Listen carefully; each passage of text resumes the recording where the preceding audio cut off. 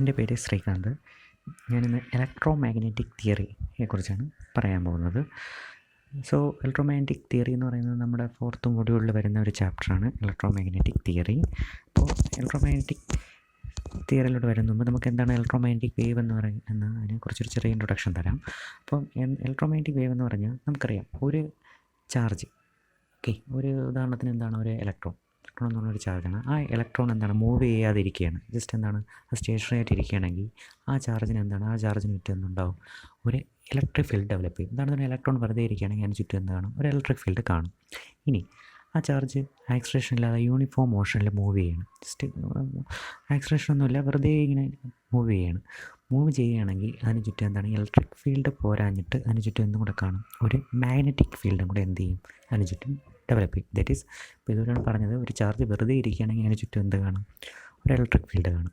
അപ്പോൾ ആ charge move ചെയ്യുകയാണെങ്കിൽ എന്ത് കാണും, അതിന് ചുറ്റും ഇലക്ട്രിക് ഫീൽഡ് പോരാഞ്ഞിട്ട് എന്തും കൂടെ കാണും, മാഗ്നറ്റിക് ഫീൽഡും കൂടെ കാണും. ഓക്കെ, ദെൻ ഇനി ഈ ചാർജിൻ്റെ മൂവ്മെൻറ്റ് എന്ന് പറയുന്നത് ആക്സിലറേറ്റഡ് മോഷനാണ്. അതായത് എന്താണ്, ഈ ചാർജ് ആക്സിലറേറ്റ് ചെയ്താണ് എന്ത് ചെയ്യുന്നത്, മൂവ് ചെയ്യുന്നത്. അതായത് ഓരോ സെക്കൻഡിലും അതിൻ്റെ വെലോസിറ്റി ചേഞ്ച് ചെയ്യുകയാണ്. എങ്കിൽ ഈ ഇലക്ട്രിക് ഫീൽഡും മാഗ്നറ്റിക് ഫീൽഡും പോരാഞ്ഞിട്ട് ഈ ചാർജ് എന്ത് ചെയ്യും, ഒരു ഇലക്ട്രോമാഗ്നറ്റിക് വേവും കൂടെ എന്ത് ചെയ്യും, പ്രൊഡ്യൂസ് ചെയ്യും. ഓക്കെ, സോ ഒരു ചാർജ് ആക്സിലറേറ്റഡ് മോഷനാണ് മൂവ് ചെയ്യണമെങ്കിൽ എന്ത് പ്രൊഡ്യൂസ് ചെയ്യും, ഒരു ഇലക്ട്രോമാഗ്നറ്റിക് വേവ് പ്രൊഡ്യൂസ് ചെയ്യും. അപ്പോൾ ഓർത്തോണം, ഒരു ആക്സിലറേറ്റഡ് ചാർജിനും ആണ് എന്തുണ്ടാക്കുന്നത്, ഒരു ഇലക്ട്രോമാഗ്നറ്റിക് വേവ് പ്രൊഡ്യൂസ് ചെയ്യുന്നത്. ദാറ്റ് ഈസ്, ചാർജ് യൂണിഫോമായിട്ട് മൂവ് ചെയ്യാനും പോരാ, എന്താണ് ഒരു ആക്സിലറേറ്റഡ് മോഷൻ അതിനുണ്ടാവണം. എന്നാൽ മാത്രം എന്ത് ചെയ്യും, ഈ ചാർജ് ഓർ ഇലക്ട്രോൺ എന്ത് ചെയ്യും, ഒരു ഇലക്ട്രോമാഗ്നറ്റിക് വേവ് ജനറേറ്റ് ചെയ്യും. ഓക്കെ, സോ നമ്മൾ അടുത്ത് നോക്കേണ്ടത്, ഈ മാക്സ്വെൽ എന്ന് പറയുന്ന ഒരു സയൻറ്റിസ്റ്റാണ് ആക്ച്വലി ഈ ഇലക്ട്രോമാഗ്നറ്റിക് തിയറി അല്ലെങ്കിൽ ഇലക്ട്രോമാഗ്നറ്റിനെ കുറിച്ച് കൂടുതൽ പഠിച്ച് നമുക്ക് ഇലക്ട്രോമാഗ്നറ്റിക് വേവ്സിനെ കുറിച്ച് കൂടുതൽ ഡീറ്റെയിൽസ് തന്നത് ഈ സയൻറ്റിസ്റ്റാണ്. ഓക്കെ,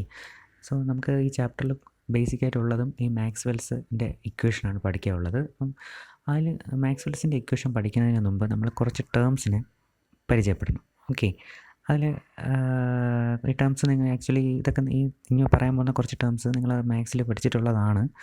ഒരിക്കൽ കൂടെ എന്ത് ചെയ്യുക, അതിൻ്റെ ഫിസിക്കൽ മീനിങ്സ് എക്സ്പ്ലെയിൻ ചെയ്യുക. ഓക്കെ, നിങ്ങൾ വായിച്ചാൽ തന്നെ മനസ്സിലാവും, അല്ലെങ്കിൽ മാത്സിൽ പഠിച്ച പിള്ളേർക്കും ഇതറിയായിരിക്കും. ഓക്കെ, ആദ്യത്തെ ടേം എന്ന് പറയുന്നത് ഗ്രേഡിയൻ്റ് ആണ്. ഓക്കെ, അപ്പോൾ അടുത്ത ഗ്രേഡിയൻ്റ് എന്ന് പറഞ്ഞാൽ അതിൻ്റെ ഗ്രേഡിയൻ്റ് അർത്ഥം എന്ന് പറയുന്നത് maximum rate of change of scalar function എന്നാണ്. ഓക്കെ, നമ്മൾ അതിൻ്റെ ഫിസിക്കൽ മീനിങ് പറഞ്ഞിട്ട് നമ്മളിതിലോട്ട് കിടക്കാം. അതായത് ഒരു വാട്ടർ ഫ്ലോയ്ക്ക് 4 ഡയറക്ഷനിലോട്ട് വാട്ടറിന് എന്ത് ചെയ്യാൻ പറ്റും, ഫ്ലോ ചെയ്യാൻ പറ്റും. നമ്മൾ ആ വാട്ടറിൻ്റെ ഗ്രേഡിയൻ്റ് അല്ലെങ്കിൽ അതിൻ്റെ ഗ്രേഡിയൻ്റ് കണ്ടുപിടിക്കുകയെന്ന് പറഞ്ഞാൽ ഈ വാട്ടർ ഏത് ഡയറക്ഷനോട്ടാണ് മാക്സിമം ഫ്ലോ ചെയ്യുന്നത്. ഓക്കെ, ആ റേറ്റിനെയാണ് നമ്മൾ എന്ത് പറയുന്നത്, ആ റേറ്റിന് അല്ലെങ്കിൽ ആ മാക്സിമം റേറ്റിൻ്റെ ഫ്ലോയാണ് നമ്മൾ എന്ത് പറയുന്നത്, ഗ്രേഡിയൻറ്റ്. ആ സ്കെയിലാർ ഫംഗ്ഷൻ്റെ ഗ്രേഡിയൻ്റ് എന്ന് പറയുന്നത് ആ വാട്ടറുടെ മാക്സിമം ഏത് ഡയറക്ഷനോട്ടാണോ അത് മാക്സിമം ഫ്ലോ ചെയ്യുന്നത്, ആ റേറ്റിൻ്റെ ഡയറക്ഷനെയാണ് നമ്മൾ എന്ത് പറയുന്നത്, ഗ്രേഡിയൻ്റെ ഡയറക്ഷൻ എന്ന് പറയും.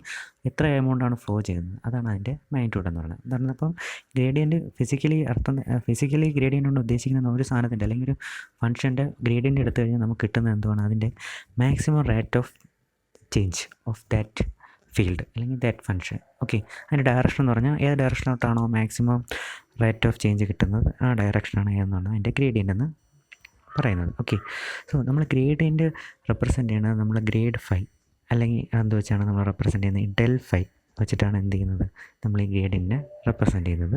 ഇനി ആ ഡെല്ലിൻ്റെ വാല്യൂ എന്ന് പറയുന്നത് എന്താണ്, I × δ/δx plus J × δ/δy K × δ/δz. Okay, അപ്പോൾ ഇതാണ് എന്താണ് ഗ്രേഡിയൻ്റ്. അപ്പോൾ ഗ്രേഡിയൻ്റ് എന്ന് വെച്ചാൽ ഇത്രയുള്ള ഒരു ഫംഗ്ഷന് ഗ്രേഡിയൻ്റ് എന്ന് പറഞ്ഞാൽ എന്ത് കിട്ടും, അത് ഒരു വെക്റ്റർ ഫംഗ്ഷനാണ്. നമുക്ക് ഗ്രേഡിയൻ്റ് ചെയ്യുമ്പോൾ ഒരു സ്കെയിലാർ ഫംഗ്ഷൻ്റെ അടുത്ത് ഗ്രേഡിയൻ്റ് ചെയ്യുമ്പോൾ നമുക്ക് എന്ത് കിട്ടും, ഒരു വെക്റ്റർ ഫംഗ്ഷൻ കിട്ടും. അതിൻ്റെ ഫിസിക്കൽ മീനിങ് എന്ന് പറഞ്ഞാൽ എന്താണ്, maximum rate of change of scalar function. ആ ഫംഗ്ഷൻ്റെ മാക്സിമം റേറ്റ് ഓഫ് ചേഞ്ചാണ് നമുക്ക് എന്ത് കിട്ടുന്നത്, അതിൻ്റെ ആ വെക്റ്റർ ഫംഗ്ഷൻ്റെ ഗ്രേഡിയൻ്റ് വെച്ച് കിട്ടുന്നത്.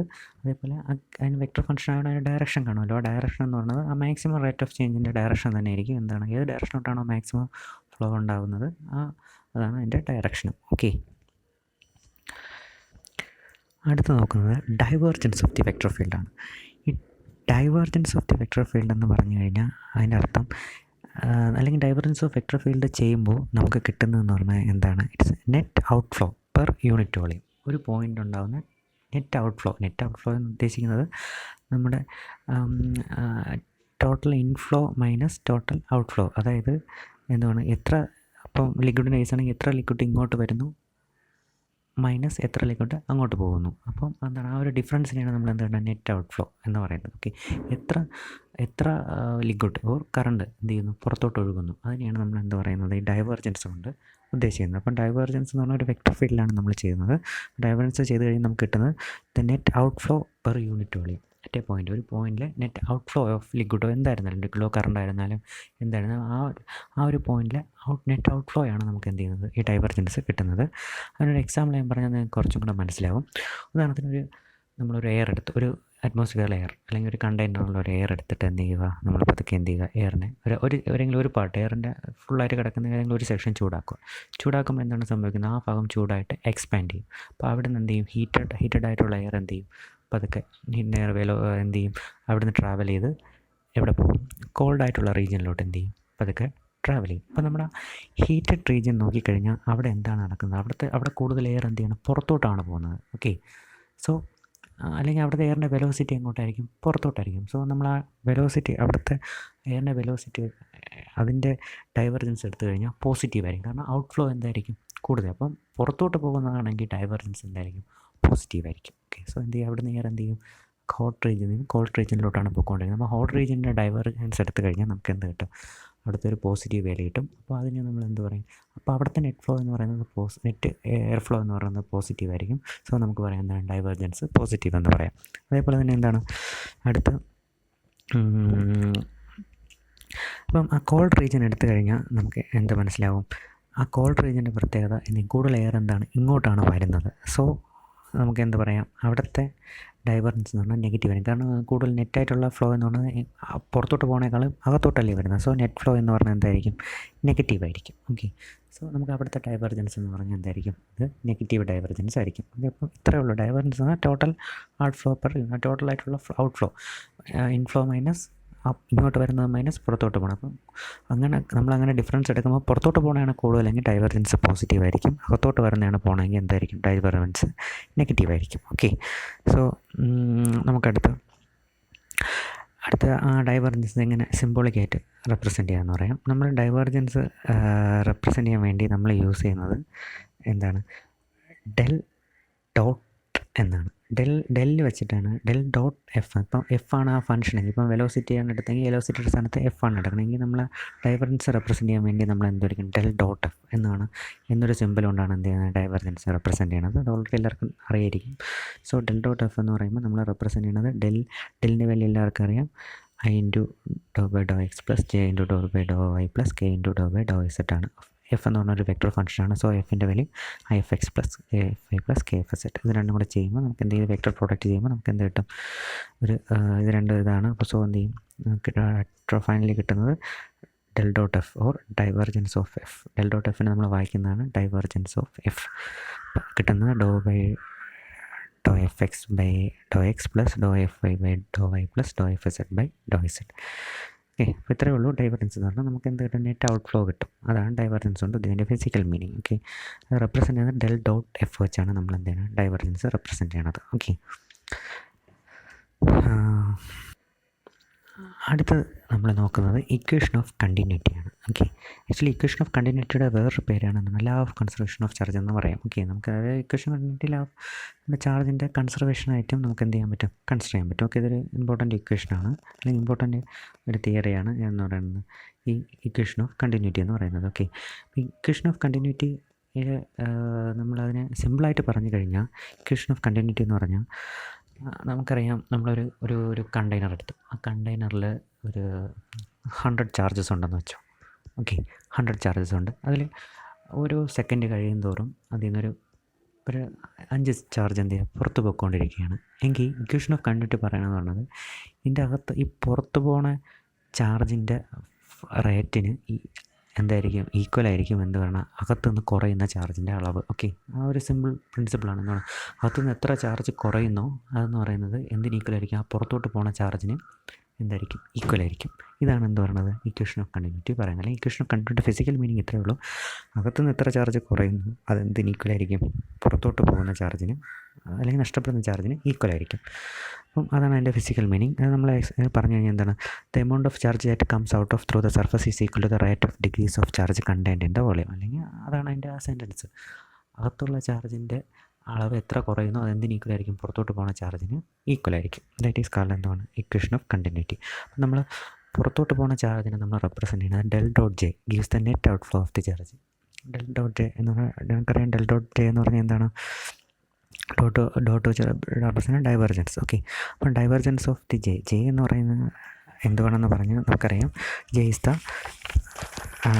ഇതാണ് ഫ്ലക്സ് ഡെൻസിറ്റിയാണ് ജെ എന്ന് പറയുന്നത്. ഓക്കെ, അപ്പം ആ പുറത്തോട്ട് പോകുന്ന ചാർജ്, ആ ഫ്ലോയെ നമ്മൾ പറയുന്ന പേരാണ് del dot J. Okay, then അത് എന്തിന് ഈക്വൽ ആയിരിക്കും എന്നാണ് law of equation of continuity പറയുന്നത്. അവിടുന്ന് എന്താണ്, ആ നമ്മുടെ ടോട്ടൽ ചാർജിൽ നിന്ന് എത്ര ചാർജ് കുറയണതിന് ഈക്വൽ ആയിരിക്കും പുറത്തോട്ട് പോകുന്ന ചാർജ്.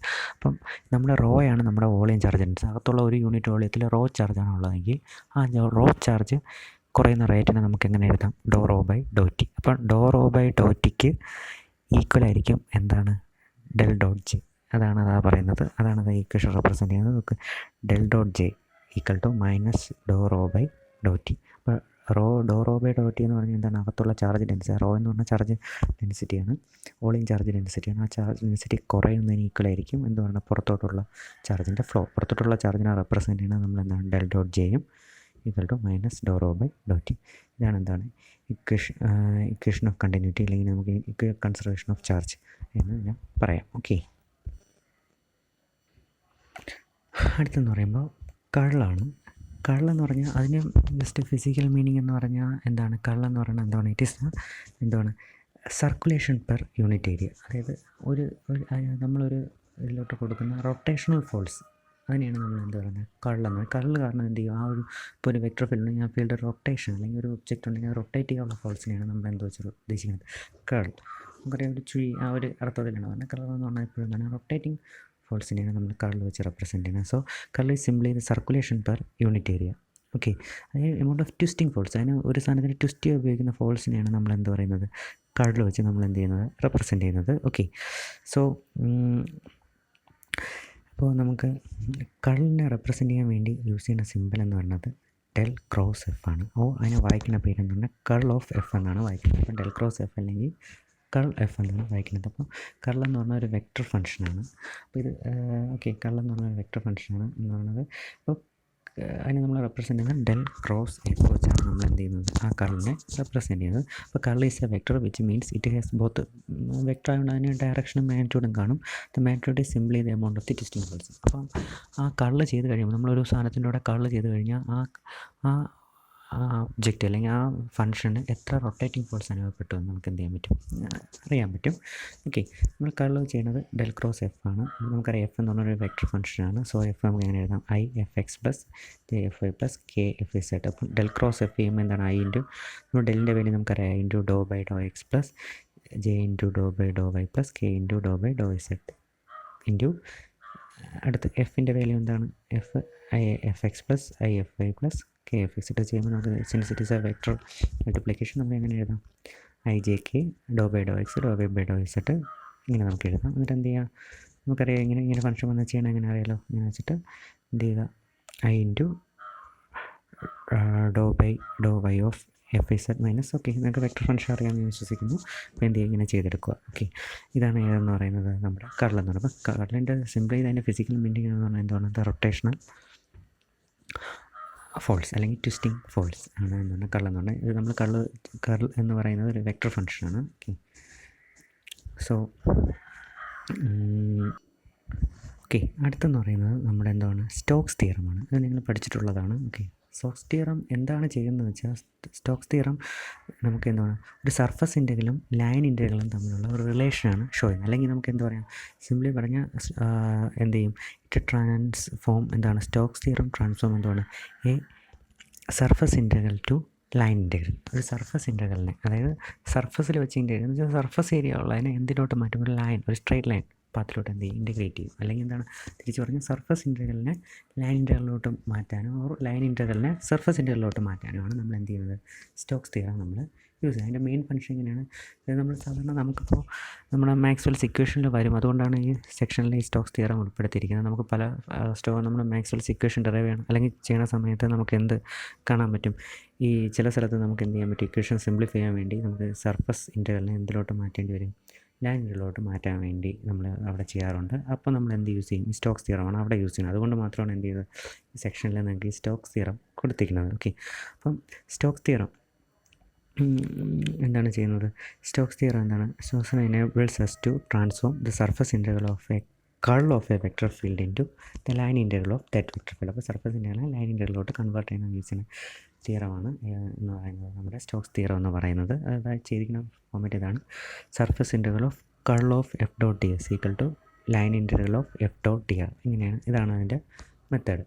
കേൾ എഫ്, ഓക്കെ, അല്ലെങ്കിൽ നമ്മൾ കേൾ എഫിനെ വേറെ രീതിയിൽ പറഞ്ഞാൽ നമുക്ക് del cross F D S എന്ന്, surface integral del cross F D S എന്ന് പറയുന്നത് എന്തിന് ഈക്വലായിരിക്കും,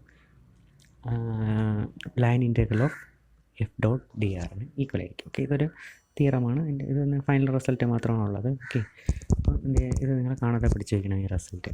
surface integral of del cross F or del cross എഫിന് നമ്മൾ കേൾ എഫ് ഡി എസ് എന്ന് പറയുന്നത് surface integral F dot D R എന്ന്.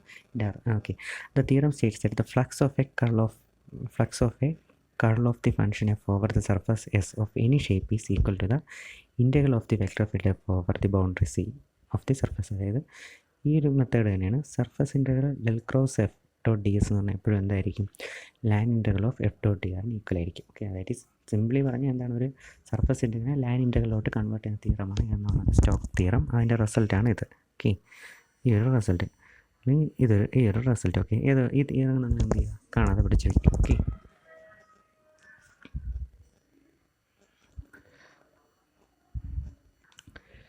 അടുത്തെന്ന് പറയുമ്പോൾ ഗോസസ് ഡൈവേർജൻസ് തിയറമാണ്. ഓക്കെ, ഗോസസ് ഡൈവേർജൻസ് തിയറം പറയുന്നതെന്ന് പറയുമ്പോൾ എന്താണ്, ഗോസസ് ഡൈവേർജൻസ് ഒരു സർഫസ് ഇൻ്റഗ്രലിനെ, ഓക്കെ, ഒരു സർഫസ് ഇൻ്റഗ്രലിനെ എന്തായിട്ട് മാറ്റും, നമുക്കറിയാം സർഫസ് ഇൻ്റഗ്രലിനെ ഒരു വോളിയം ഇൻ്റഗ്രലായിട്ട് മാറ്റാൻ വേണ്ടിയാണ് ചെയ്യുന്നത് ഗോസസ് തിയറം യൂസ് ചെയ്യുന്നത്. ഓക്കെ, അപ്പോൾ നമ്മുടെ മറ്റേ തിയറമായ എന്താണ്, സ്റ്റോക്സ് തിയറം യൂസ് ചെയ്ത് എന്താണ്, ഒരു സർഫസ് ഇൻ്റഗ്രലിനെ ലൈൻ ഇൻ്റഗ്രലായിട്ട് മാറ്റാൻ വേണ്ടി. നമ്മുടെ ഗോസസ് തിയറം ഇവിടെ യൂസ് ചെയ്തത് എന്താണ്, ഒരു ഗോസസ് തിയറം കൺവേർട്സ് എന്തുവാണ്, ഈ surface integral into volume integral, ഒരു സർഫസ് ഇൻ്റഗ്രലിനെ വോളിയം ഇൻ്റഗ്രലായിട്ട് ചേഞ്ച് ചെയ്യാനാണ് നമ്മൾ എന്ത് യൂസ് ചെയ്യുന്നത്, ഒരു ഗോസസ് ഡൈവേർജൻസ് തിയറം ഇവിടെ യൂസ് ചെയ്യുന്നത്. കാരണം ഗോസസ് ഡൈവേർജൻസ് തിയറത്തിൻ്റെ ഫംഗ്ഷൻ എന്ന് പറഞ്ഞാൽ എന്താണ്, ഒരു സർഫസ് ഇൻ്റഗ്രലിനെ വോളിയം ഇൻ്റഗ്രലോട്ട് മാറ്റാൻ വേണ്ടി.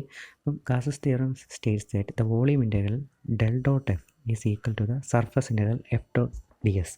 നമുക്കറിയാം volume integral del dot F എന്തിന് ഈക്വലായിരിക്കും, surface integral F dot D എസിന് ഈക്വലായിരിക്കും. ഓക്കെ, ഇത്രയേ ഉള്ളൂ. അതിന് നമുക്ക് എങ്ങനെ എഴുതാം, surface integral F dot D S is equal to volume integral divergence F D V. Del dot എഫിന് നമുക്ക് എങ്ങനെ വായിക്കാം, divergence F D Y D V. അപ്പോൾ ഇത്രയേ ഉള്ളൂ.